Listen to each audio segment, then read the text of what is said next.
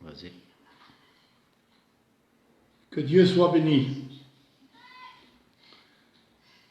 On va remercier le Seigneur, rendre grâce à Dieu de ce qu'encore aujourd'hui il nous prête vie.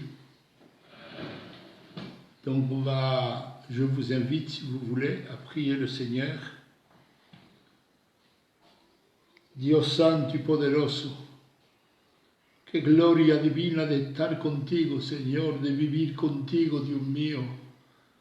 Qué maravilloso es tu nombre, Señor Jesús. Tú eres un Dios poderoso, tú eres un Dios grande, no hay nadie como tú. Dios mío, te pido en esta tarde que pongas tu mano bendita, que derrames de tu gloria, Señor. Tú conoces toda cosa, tú sabes aquel que tiene falta de ti. Señor, aquel que está en el sufrimiento, aquel que está, Dios mío, en peligro. Padre, te pido que pongas tu mano bendita encima de él. Señor, que tú eres el Dios grande y poderoso. Yo creo en tu palabra, yo sé quién tú eres.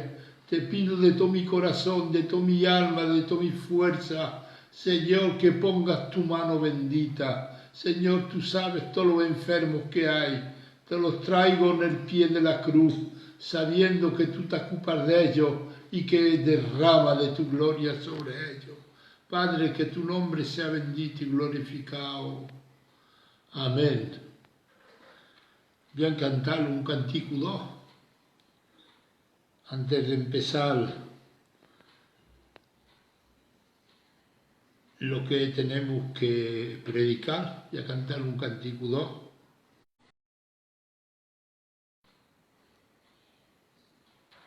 Mano cariñosa,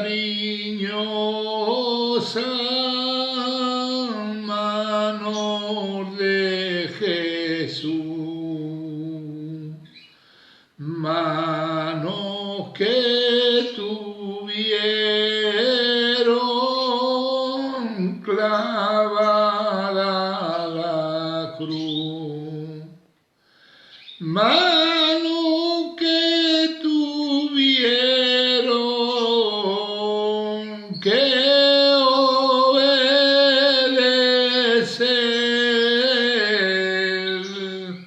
gloria en esa mano, aleluya,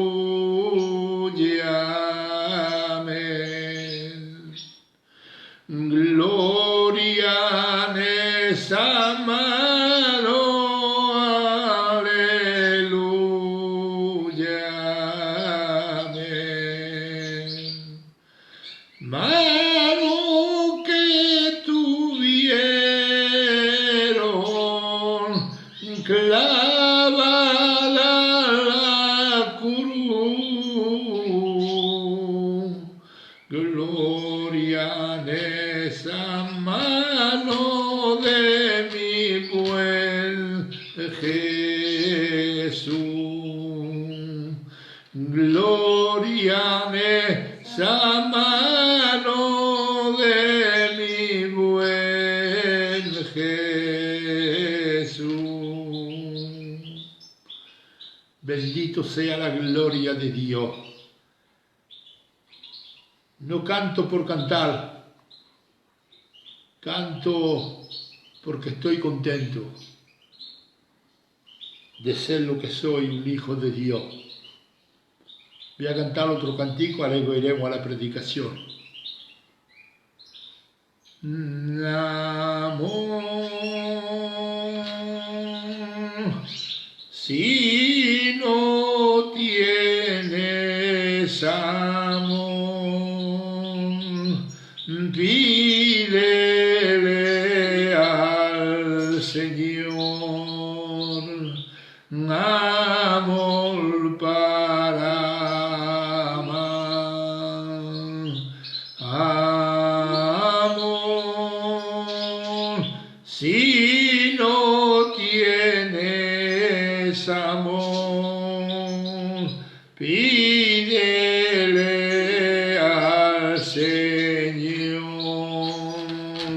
amor para amar. Bendito sea la gloria de Dios. Amén. Vamos a empezar, Eh bien voilà, frères et sœurs et amis, à vous tous qui m'écoutez, que l'amour de Dieu, la grâce manifestée en son Fils Jésus, soit avec vous tous. En ce dernier jour de confinement,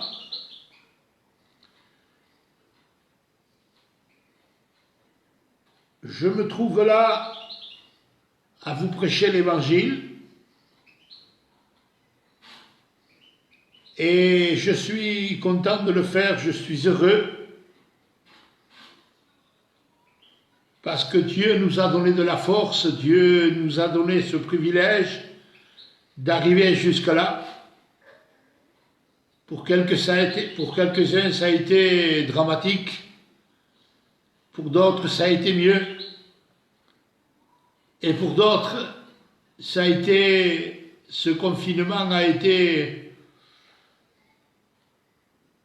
un moment pour se rapprocher de Dieu. Comme moi, par exemple. Je me suis consacré davantage dans ce confinement. Je me suis consacré à Dieu dans la lecture, dans les prières et dans les chants. Je bénis le Seigneur pour cela. Dieu connaît tout. Voilà. Par rapport à cette épidémie de coronavirus,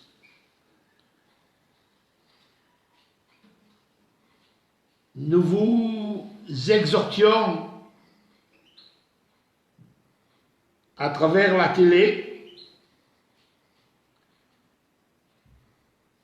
Et aujourd'hui, nous arrivons à cette fin de pandémie, à cette fin de confinement.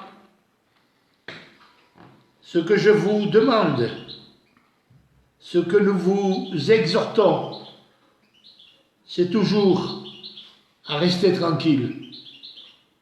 Et surtout, à ne pas baisser les bras.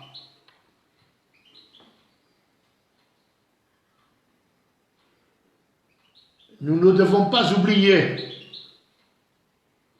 que les bontés de l'Éternel se renouvellent chaque matin.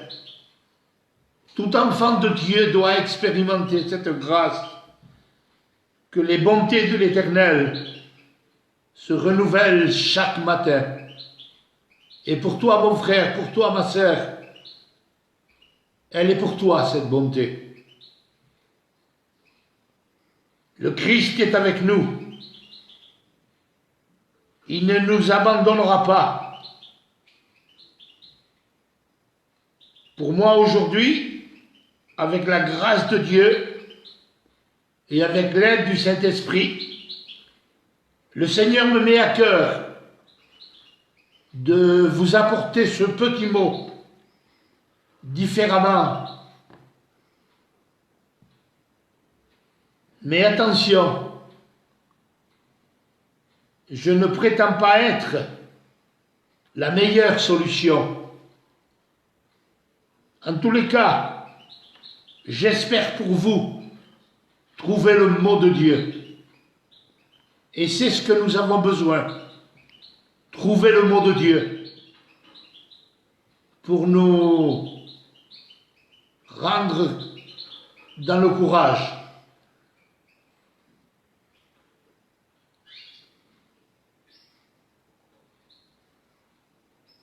Je lis pour vous l'évangile de Luc au chapitre 19 et au verset 10. Où il est écrit: le Fils de l'homme est venu et cherché et sauvé ceux qui étaient perdus. Voilà 2000 ans que le Christ a prononcé ces paroles. 2000 ans après, nous réalisons que nous étions, que nous sommes dans ce nombre-là. Chacun de nous suivait sa propre voie. Nous étions tous errants et vagabonds sur cette terre. Oui, tous, nous étions pécheurs et privés de la gloire de Dieu. Je vous dis encore mieux. 1 Jean chapitre 5 et verset 19 nous dit que le monde entier est sous la puissance du malin. Mais gloire soit rendue à Dieu. Le Christ est venu pour nous. Nous l'avons accepté. Et aujourd'hui, nous sommes devenus ce que nous sommes. Écoutons ce qui est écrit dans Jean chapitre 1 et verset 12. À tous ceux qui l'ont reçu, le pouvoir leur a été donné de devenir enfants de Dieu. Je vous donne un texte clé de la parole. L'évangile de Jean, chapitre 3, verset 16. Mais celui qui m'importe aujourd'hui, cet après-midi, c'est le verset 17, qui nous dit que Dieu, en effet, n'a pas envoyé son Fils dans le monde pour qu'il juge le monde, mais pour que le monde soit sauvé par lui.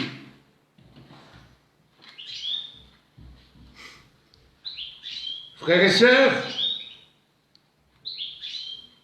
remarquons que le monde est cité 3 fois dans ce verset 17.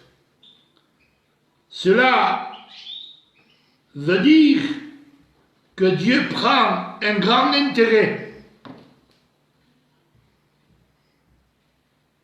Dieu prend un grand intérêt pour le monde. Paul disait dans Galates, au chapitre 1 et verset 4, que le Christ lui-même, il s'est donné pour nos péchés. Oui, pour nous, il a été la victime expiatoire. Et aussi à Golgotha qu'il est mort. Et c'est aussi à Golgotha qu'il est ressuscité.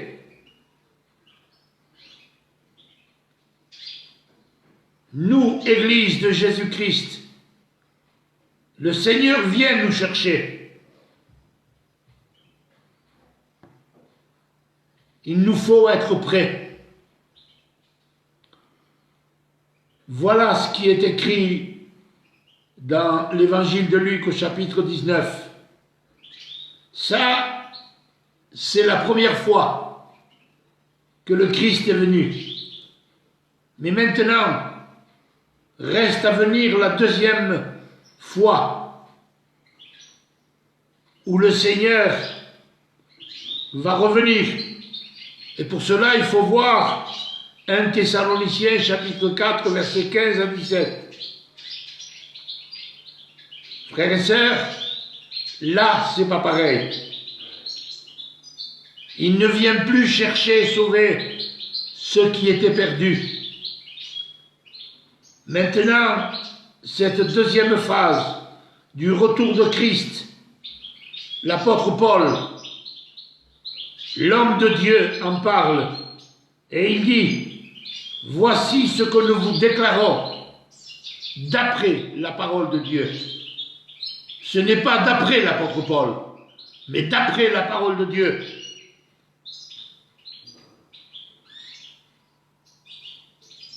Soyons clairs et restons bibliques.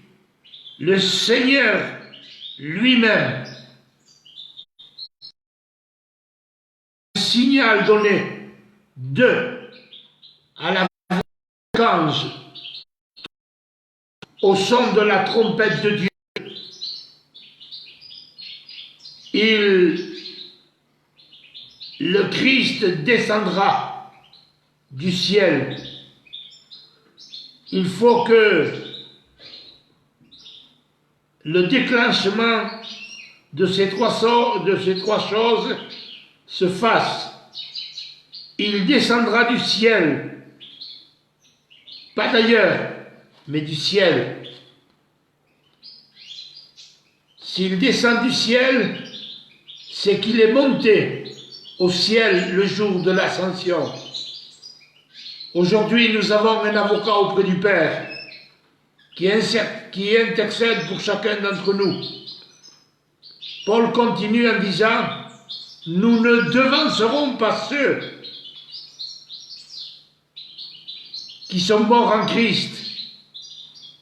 Eux, ils ressusciteront premièrement, c'est-à-dire nous bien-aimés, qui nous ont devancés pour la gloire. Eux, avec nous, nous irons à la rencontre du Seigneur dans les airs et sur des nuées. Cette deuxième phase n'a rien à voir avec la première venue de Jésus-Christ sur terre, il y a 2000 ans. Dans cette deuxième phase, personne, le monde ne verra rien. Ça passera dans l'inaperçu. C'est après que les gens, le gouvernement, verront l'absence de tant d'enfants, de tant d'hommes, de tant de femmes disparus en un instant, en un clin d'œil. Tant de personnes âgées, hommes et femmes, qui ne sont plus sur terre. La question se posera, mais où sont-ils passés, tous ces gens-là? On verra, il y aura des catastrophes aériennes, accidents ferroviaires, maisons abandonnées, voitures de luxe dans les garages abandonnés. Mais qu'est-ce qui arrive? Frères et sœurs, écoutez bien, ce n'est pas tous ceux qui allaient dans les églises, qui chantaient, qui prophétisaient, qui parlaient en langue. Malheureusement, tous n'ont pas fait part à l'enlèvement de l'Église.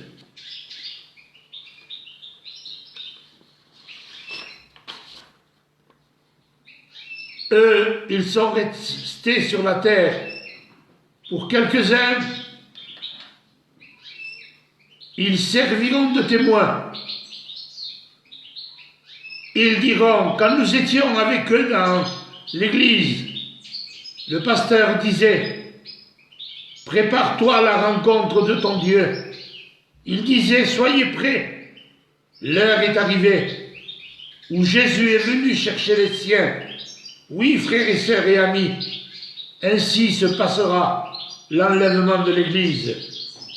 L'Église ayant disparu, apparaîtra l'impie, l'homme qui s'élève au-dessus de tout. Le temple de Dieu, se proclamant Dieu lui-même. C'est là, pendant la grande tribulation, que le troisième temple se construira. S'il ne se construit pas, l'Antichrist ne pourra pas s'asseoir dans le temple, se proclamant Dieu lui-même. Frères et sœurs, je ne vais pas aller plus loin. J'espère pour vous que vous n'arriverez pas jusqu'à cet extrême. Avec tout ce qui se passe, continuez comme nous sommes à cause de cette épidémie de coronavirus. Il est temps de nous réveiller. Dites pour moi, m'approcher de Dieu, c'est mon bien. je vous conseille cet après-midi de jouer le tout, pour ne pas manquer l'avènement de Jésus-Christ. Ne restez pas sur cette terre. Faites partie de l'enlèvement de l'Église. De grâce pour vous, ne manquez pas ce départ. Prenez courage, qu'il est capital de revenir au Seigneur Jésus. Prenez conscience et que Dieu vous bénisse. Amen.